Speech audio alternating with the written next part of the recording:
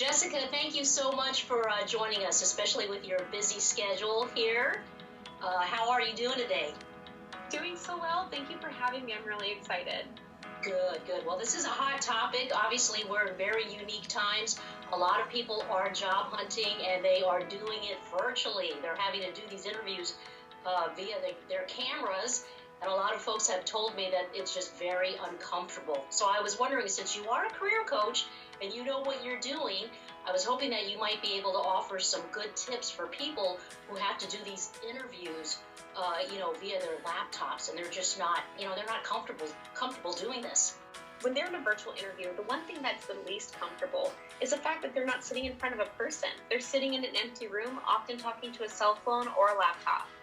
And so I tell people, don't forget, the number one thing you want to do during an interview, especially virtually, is to create a connection with the human on the other side of the screen. This is the mistake I see people make. I am currently staring at my camera lens. So let me point to it. I'm looking right at the camera lens. What I'm not doing is looking at the screen.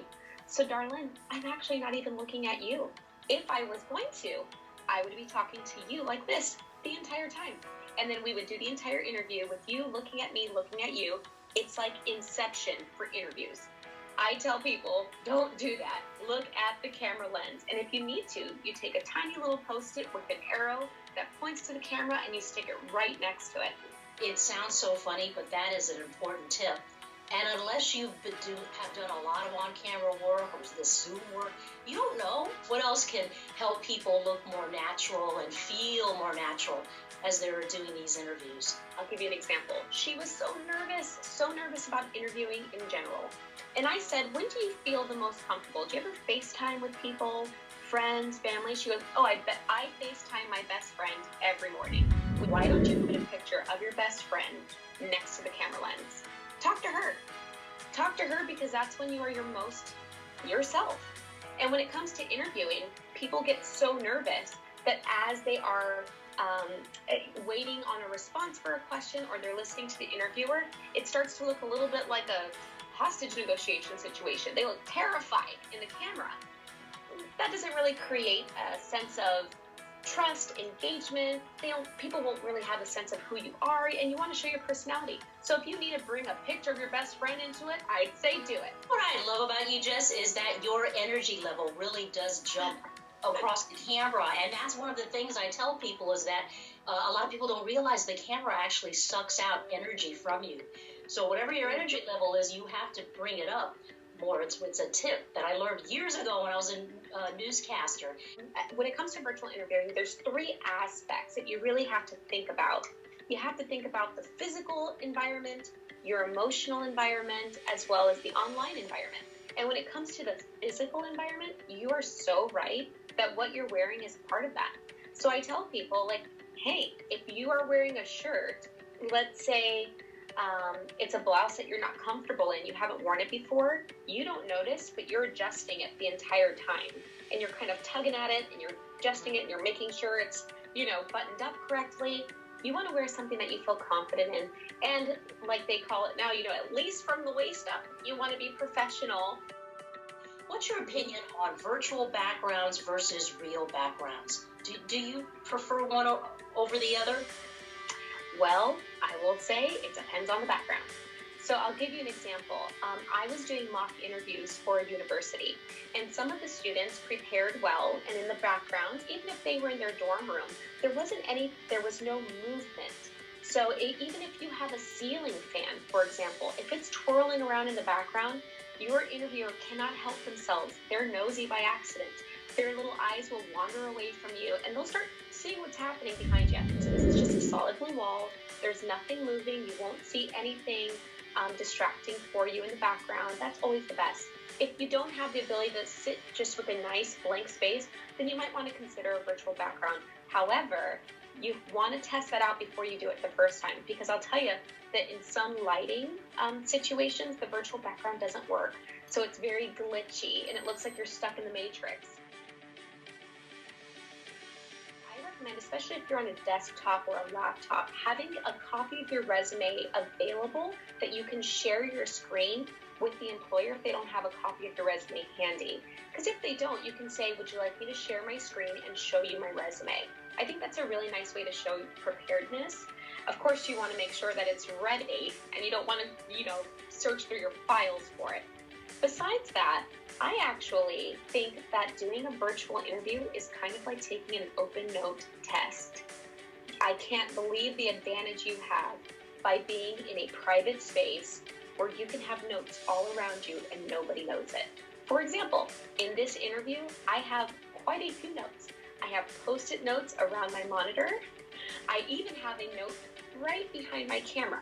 So it looks to you right now that I'm probably looking at the camera. I'm actually reading my note at the moment. So that's always a nice hack I tell people. I'll give you a little pro tip here.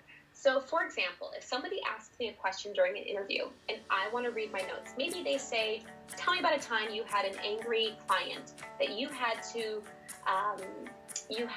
problem resolution this client and make them happy. What did you do? That's like a common customer service question.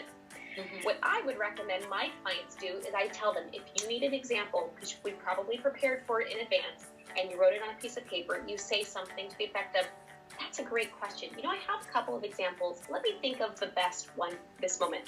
And you hum, like you're thinking, but you're not humming, you're reading.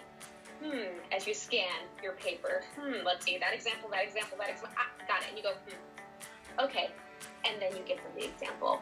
It's a perfect way to say, that's a great question. Let me think about that. Let me pretend to do my ponder face as I read. Oh, yes, I remembered. Another question that I've heard from folks is the follow-up. After they do the interview, they're not quite sure, okay, I'll send a thank you email, but then they don't hear anything. Do you have any tips or insight you can offer on that? So my background is I actually come from the HR field. And I can tell you, as somebody who has interviewed many candidates, there is a tricky position that the HR professional or the hiring manager is in responding too much to a candidate, because they don't want to give you any false expectations and they want to be fair to all candidates. And this is what we tell all candidates. When you apply online, you typically receive some kind of confirmation that your application has been received. If you've got that, then they have your email address. They didn't lose it. They've got it stored away. Don't you worry. It might just be a lengthy hiring process. If it does take a little bit longer than you thought, you can always check back in and say, I'm just curious, do you know kind of what the timeline looks like for this hiring process? And they might tell you, we're halfway through it. Or they might say, we'll know this week. But you can always ask them for a timeline. That might be a good question to ask in your interview. Let's say if you're doing an interview and there's just a lot of glitches. It just keeps freezing up. It's not a strong internet connection. What would your advice be as far as how you handle that? Even when you prepare, things can happen.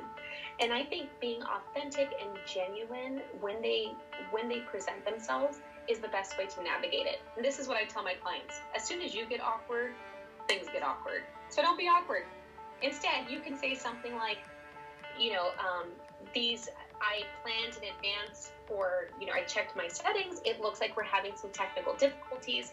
I am so sorry. This is very unfortunate. I want to make sure that I'm able to answer your questions fully. If this is distracting, I would be more than happy to reschedule. I really want to honor your time. I thank you for making this space for me. I just want to make sure that I can clearly and accurately answer the questions in a way that fully conveys what I bring to the table. And I think letting them know that. And this is not the first Zoom interview your hiring managers have been on. They have had all the glitches themselves. And I think it's kind of okay to say that. The only thing that makes you different is your story. The only thing that makes you different is why you are pursuing this role, why you are so perfectly designed to have this experience and what you're looking to contribute. So the contribution you're looking to bring, the story and the experience you're bringing with you, that's your greatest differentiator. Fantastic. Okay, great. So we're showing your a full screen graphic right now with your website, because I'm sure people want to get in touch with you. And the website, it's jessmatley.com. Thank you so much, and we will see you next time.